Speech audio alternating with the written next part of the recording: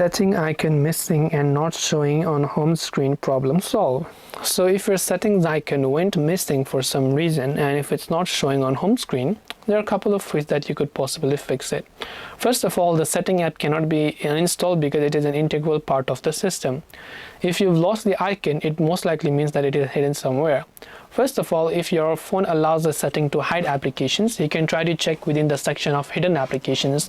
In the case of my Samsung, I could open my app drawer, go to the three dots, go to settings right there, and then from there I can simply go to hidden apps and home screens apps, and here if I've hidden the settings app, I can choose to unhide it. Second is, your app drawer also has a search bar, which is a global search bar for searching for apps, where you can simply search for the settings app right there, and once you search for and you find it there, you can long press on it and you can select this option called add to home. So it's just that the settings app is hidden somewhere. Now regardless of that, you can still access settings in many ways. One of those ways is from the quick settings toggle. You can simply look for the settings icon on your quick settings. On any phone you will have these kind of icons somewhere laying around, so you can just access settings from there and you can try to find out what the cause is as well. You can try to give it a simple restart and a software update to hopefully solve other minor bugs as well.